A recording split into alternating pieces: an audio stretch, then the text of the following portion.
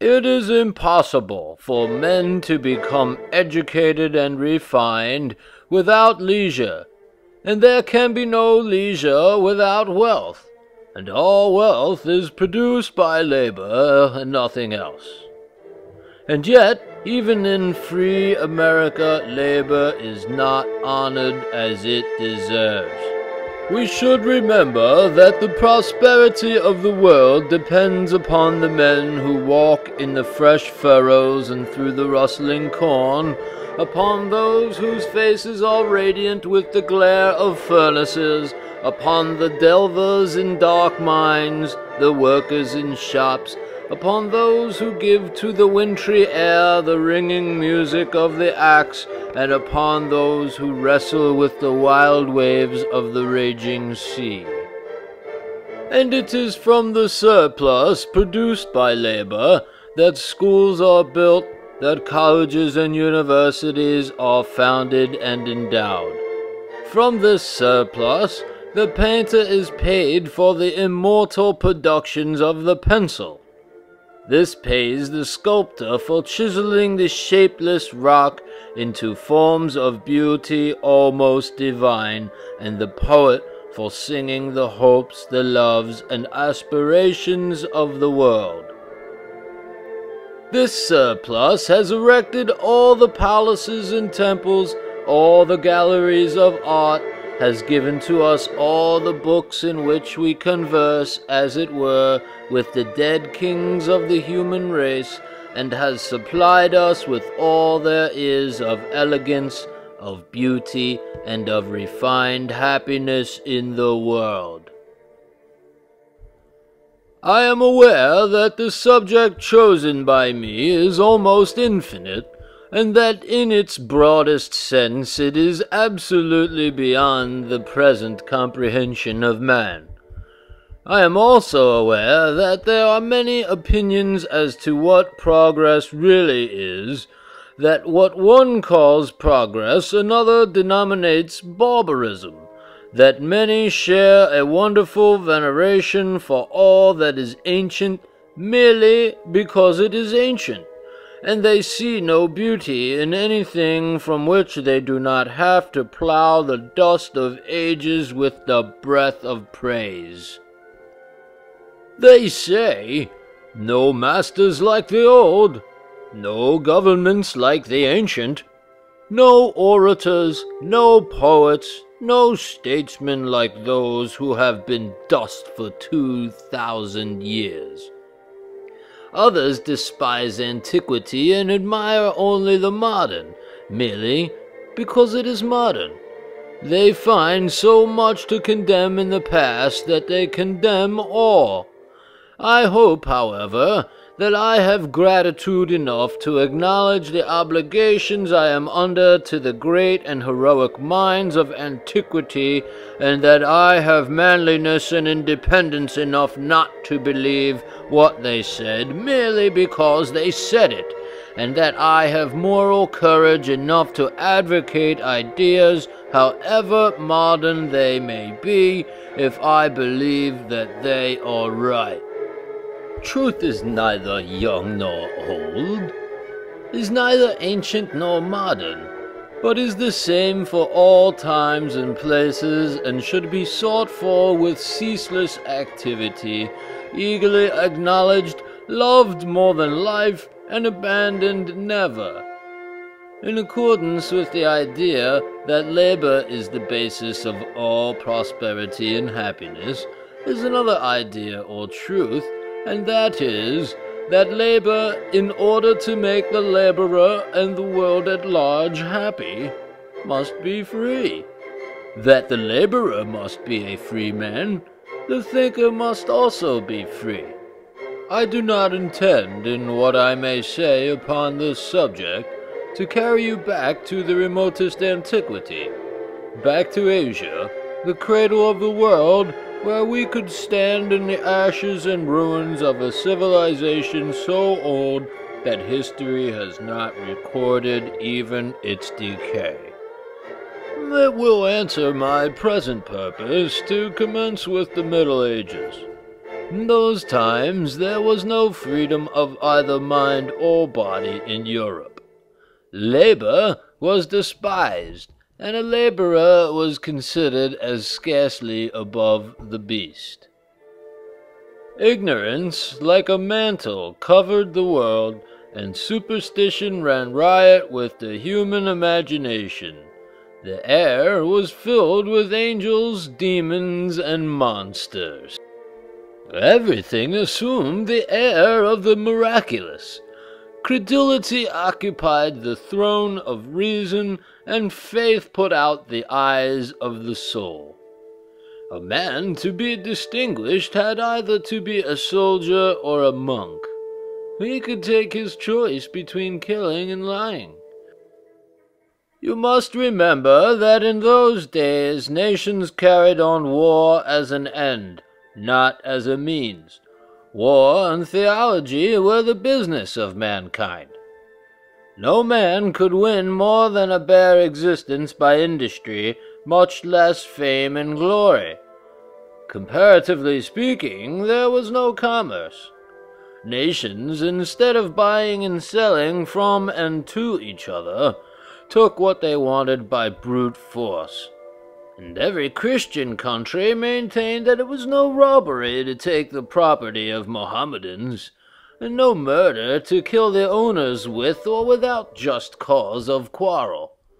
Lord Bacon was the first man of note who maintained that a Christian country was bound to keep its plighted faith with an infidel one. In those days, reading and writing were considered very dangerous arts, and any layman who had acquired the art of reading was suspected of being a heretic or a wizard. It is almost impossible for us to conceive of the ignorance, the cruelty, the superstition, and the mental blindness of that period. In reading the history of those dark and bloody years, I am amazed at the wickedness, the folly and presumption of mankind. And yet, the solution of the whole matter is, they despised liberty. They hated freedom of mind and of body. They forged chains of superstition for the one and of iron for the other. They were ruled by that terrible trinity, the cowl, the sword, and the chain.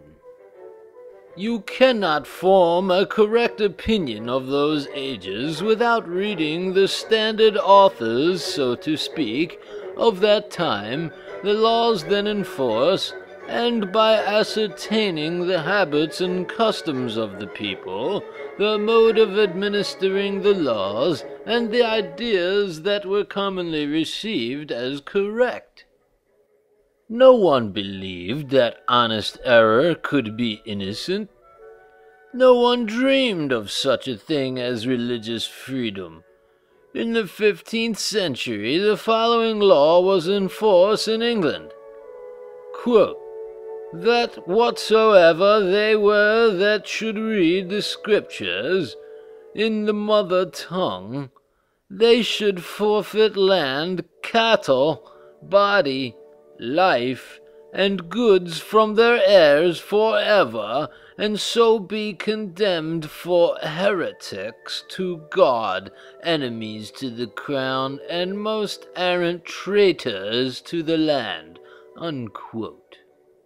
The next year after this law was in force, in one day 39 were hanged for its violation, and their bodies afterward burned. Laws equally unjust, bloody, and cruel were in force in all parts of Europe. In the 16th century, a man was burned in France because he refused to kneel to a procession of dirty monks. I could enumerate thousands of instances of the most horrid cruelty perpetrated upon men, women, and even little children, for no other reason in the world than for a difference of opinion on a subject that neither party knew anything about. But you are all, no doubt, perfectly familiar with the history of religious persecution. There is one thing, however, that is strange indeed, and that is that the reformers of those days, the men who rose against the horrid tyranny of the times, the moment they attained power, persecuted with a zeal and bitterness never excelled.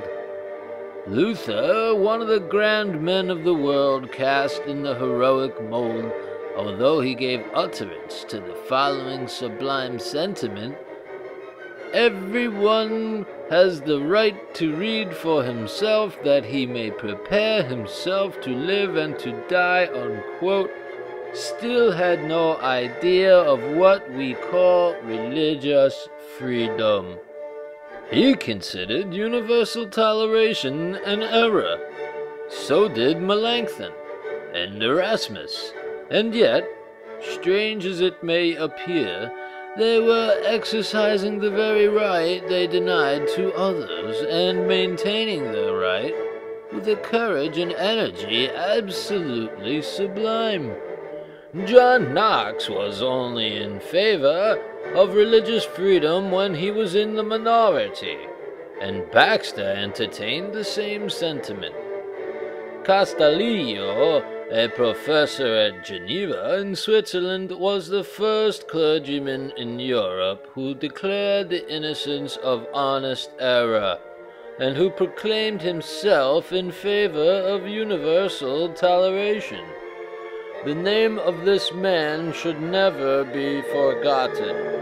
He had the goodness, the courage, although surrounded with prisons and inquisitions, and in the midst of millions of fierce bigots, to declare the innocence of the honest error, and that every man had a right to worship the good God in his own way. For the utterance of this sublime sentiment, his professorship was taken from him. He was driven from Geneva by John Calvin and his adherents, although he had belonged to their sect. He was denounced as a child of the devil, a dog of Satan, as a murderer of souls, as a corrupter of the faith, and as one who by his doctrines crucified the Savior afresh. Not content with merely driving him from his home, they pursued him absolutely to the grave, with a malignity that increased rather than diminished. You must not think that Calvin was alone in this. On the contrary, he was fully sustained by public opinion, and would have been sustained even though he had procured the burning of the noble Castalillo at the stake.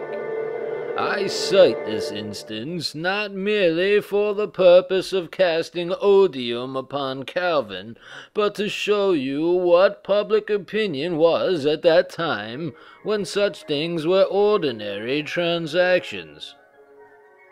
Bodinus, a lawyer in France, about the same time advocated something like religious liberty, but public opinion was overwhelmingly against him, and the people were at all times ready with torch and brand, chain and faggot, to get the abominable heresy out of the human mind that a man had a right to think for himself.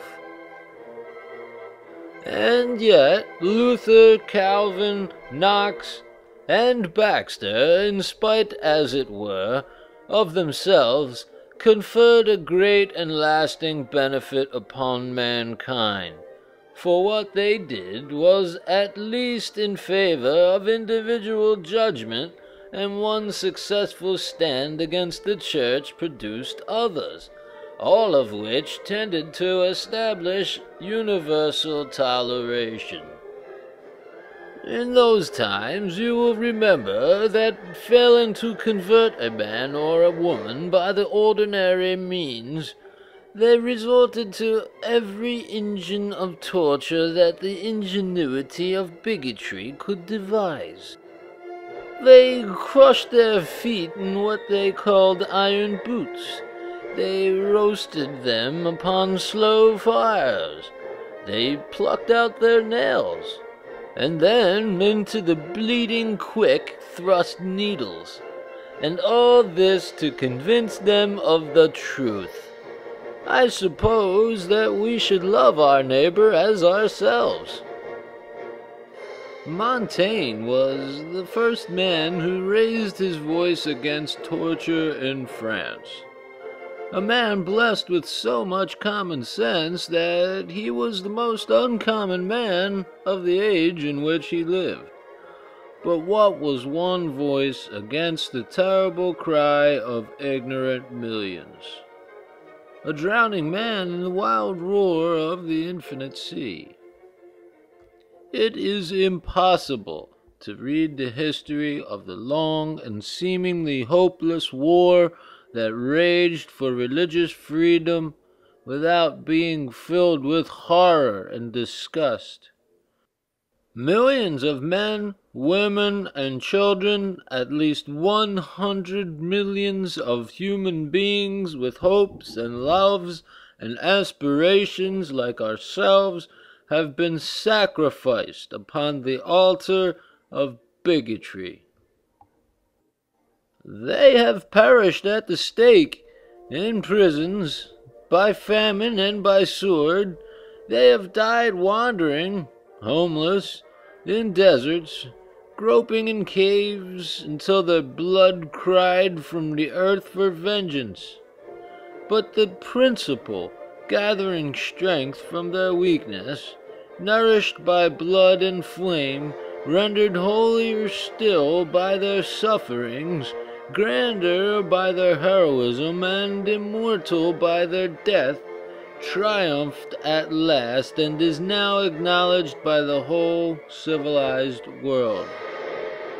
Enormous as the cost has been, the principle is worth at least 1,000 times as much.